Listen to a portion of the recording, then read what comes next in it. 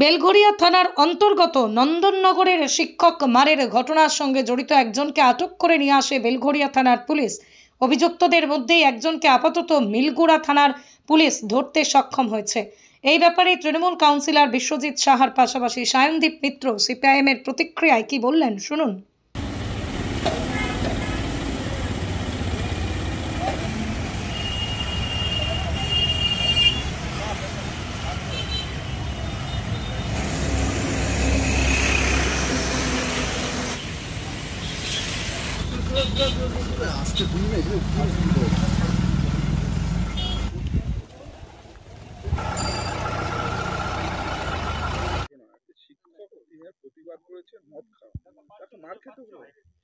সেটা আমি জানি না। আমি শুনেছি যে একটা অঘটন ঘটেছে। কেন হয়েছে আমরা পুলিশ প্রশাসনকে দিয়েছি। সে যেই হোক না কেন তাকে আমরা প্রশাসন তরফ থেকে এবং আমরা এই প্রোগ্রাম বরদাস্ত করব না। ঘটনা দিন হোক রাত হোক, কথা হচ্ছে যে কোনো অন্যায়কে তৃণমূল কংগ্রেস বরদাস্ত করবে না। প্রশাসনকে আমরা বলেছি দোষীরা শাস্তি পাবে।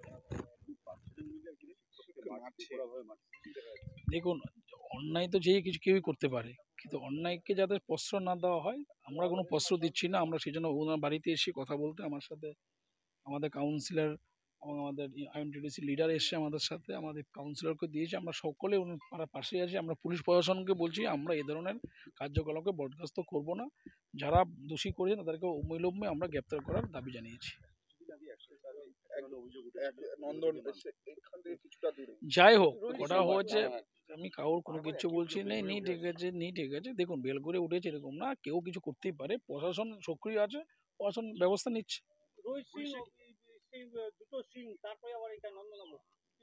সেটা আমি জানি না কোনটা কি আছে, এই নিয়ে আমি কোনো বক্তব্য রাখতে পারবো না। না কেন অভাব থাকবে? ওখানে তো হচ্ছে তো, পুলিশ সঙ্গে সঙ্গে এসে রেডি করে অ্যারেস্ট করেছে। পুলিশের কাজ করছে। না অভাবদের একদম শুনুন, এত বড় এরিয়া কখন কে কি করছে সেটাকে বোঝা মুশকিল না। তো পুলিশ সক্রিয় আছে, পুলিশ ধরবে। আমি পুলিশের সাথে কথা বলেছি, এলাকা ঠিক আছে। আর একটা বিষয় কি, নন্দননগরে আপনারা দেখে আর খোঁজ নিন, যতটুকু আমাদের কাছে এখনো অবধি আমরা খবর পেয়েছি, এখনো অবধি সিসিটিভি ফুটেজ আমি দেখিনি, তবে যা শুনেছি এটা নন্দননগরের কোনো ছেলে মারপিটে জড়িত আছে বলে আমি শুনিনি। আমার যেটা শোনা যে আমাদের এখানে এই ছেলেটি খুব ভালো ছেলে, একে অন্যায়ের প্রতিবাদ করা, একে মার খেতে এলো, এটা অত্যন্ত দুর্ভাগ্যের। তবে এটা কিন্তু নন্দননগরের ছেলেদের দ্বারা নয়, যেটুকু আমার শোনা কথা। এটা আপনারাও খোঁজ নিন। এখানে না থাকলে তাকে চিনতে পারবো না খুব স্বাভাবিকভাবেই, অন্য কোথাও থাকে কি করে জানবো?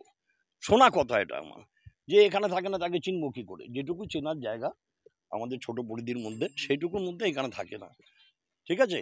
আর দ্বিতীয় কথা বলি যে এখানে সার্বিকভাবে প্রশাসন তৎপর আছে, কিন্তু কালকে রাত্রিবেলা পুজো এবং তারপরে বিভিন্ন ঘটনা, এটা অত্যন্ত নিন্দনীয়। যেই থাক না কেন জড়িত, আমরা সবার কাছেই বলবো, আপনাদের কাছেও বলবো, প্রশাসনকেও বলবো, ইমিডিয়েট শাস্তিমূলক ব্যবস্থা নিন।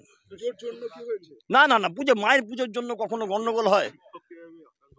দেখুন, শিক্ষক বা অশিক্ষক, আক্রান্ত, এখানে শিক্ষক বা অশিক্ষক বলে আমার মনে হয় না কোনো বিভেদ করার দরকার আছে।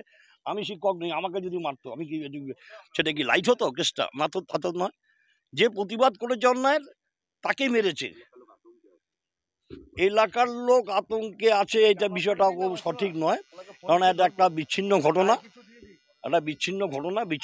ঘটেছে। সেই ঘটনাটা যাতে আর না ঘটে তার জন্য আমরা সবাই মিলি সচেষ্ট। আমি প্রতিম ব্যানার্জি, আমি 31 নম্বর ওয়ার্ডের ওয়ার্ড কমিটির সেক্রেটারি এবং কাউন্সিলর তমাশ্রী ব্যানার্জির হাজব্যান্ড। সিসিটিভি ফুটেজটা না দেখতে পারলে জানতেই পারতাম না, বুঝতেই পারতাম না যে কোন নৈরাজ্যের মধ্যে আছি। ক্রিমিনালদের, দুষ্কৃতীদের মুক্তাঞ্চল হয়ে গেছে। নন্দননগরের মতন এলাকায় দিনের বেলা এই ঘটনা ঘটছে। শিক্ষকদের তো সমস্ত ভবিষ্যৎ ধ্বংস হয়ে গেছে। একজন বাড়িতে গৃহশিক্ষক, তিনি ছবি আঁকানোর কাজ করেন, তাকে যেরকমভাবে বেধড়ক মারধর করা হচ্ছিল, মদ্যপরা, এবং তার মধ্যে একজন যুবতী রয়েছে।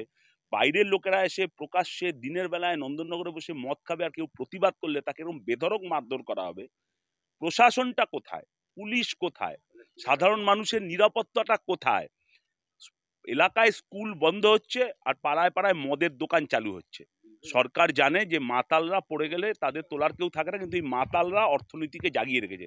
তার জন্য এই মাতালদের এত বাড়াবাড়ি কিনা আমরা জানতে চাই, ইমিডিয়েট দোষীদের অ্যারেস্ট করতে হবে। আমরা জানি যে অনেক বড় বড় মাথায় হয়তো এদের হাত রয়েছে, শাসক দলের ছত্রছায়া থাকতে পারে, আমি বলতে পারবো না, কিন্তু পুলিশ যেন একজন অপরাধীরা ছাড় না পায়, নাহলে কিন্তু এই নন্দননগর জুড়ে এর বিরুদ্ধে তীব্র প্রতিবাদ হবে। ধরুন এই যে তৃণমূলের নেতার নাম বললেন, এদের দুজনের মধ্যে দুজনের বিরোধ। জনগণ এখন তৃণমূলের বিরুদ্ধে যেরকম ক্ষেপে রয়েছে, নিজেদের মধ্যে গন্ডগোল হলে সাধারণ মানুষ পাবলিক মজা নেবে, কিন্তু যদি এরা অন্য সাধারণ মানুষকে মারে তাহলে কিন্তু পাবলিক মেরে হাত পা ভেঙে দেবে। জনগণের যে ঘৃণা এর ওপর তৈরি হয়ে রয়েছে। কিন্তু এই যে নন্দননগরে যে ঘটনা ঘটলো আজকে ভোরবেলা, এ মানে ভাবা যায় না। প্রথম কথা, পরিবেশটা কোথায় পৌঁছচ্ছে, সমাজটা কোথায় পৌঁছাচ্ছে, আর দুষ্কৃতীরা কি করে এত বেপরোয়া হয়ে যায়, কাদের এই দুষ্কৃতীদের মাথায় কার হাত আছে, প্রশাসনের কি হাত আছে, এটা জানা দরকার। হ্যাঁ, আমরা সেই তো বলছি, একজন যুবতী এবং ওই যে বললাম স্কুল বন্ধ করে পাড়ায় পাড়ায় মদের দোকান চালু হলে কি পরিণতি হয়, আজকে নন্দননগরের সকালের ঘটনা প্রমাণ করছে। শিক্ষকরা একদিকে চাকরি হারাচ্ছে, একদিকে মার খাচ্ছে। দেখুন, শিক্ষকদের অবস্থা ভয়ঙ্কর, ততই বছর এই শিক্ষকদের চাকরি বিক্রি হচ্ছে, এই শিক্ষকদের পুলিশ পেটে লাথি মারতে দেখেছি, আর আজকে দেখলাম এই শিক্ষকদের মদ্যপরা ভোরবেলা রাস্তায় বেধড়ক পেটাচ্ছে। কেউ প্রোটেস্ট করার নেই, কেউ এখনো পর্যন্ত সম্ভবত দুষ্কৃতীরা কেউ অ্যারেস্ট হয়নি। ইমিডিয়েট অ্যারেস্ট করতে হবে। আমি জানি না, কাউন্সিলর একজনকে নাকি চেনা গেছে, চেনাটা আমি বলতে পারবো না, তার এখনো নাম জানি। চেনার দায়িত্বটা সাধারণ মানুষের নয়, আমাদের নয়, ওটা প্রশাসনের দায়িত্ব। প্রশাসন আর ক্রিমিনাল যেভাবে মিলেমিশে আছে, এই ক্রিমিনালদের প্রশাসন আর পুলিশই সবচেয়ে ভালো চিনবে, তাই ইমিডিয়েট এদেরকে বার করে অ্যারেস্ট করা দরকার। আমি তো বললাম যে সিসি ক্যামেরার ফুটেজ দেখেই বোঝা যাচ্ছে কি ভয়ঙ্কর ঘটনা। এই সিসি ক্যামেরার ফুটেজ দেখার পরও পুলিশ মুখে বুড়ো আঙুল চুষছে, এটা হলো সবচেয়ে দুর্ভাগ্যের।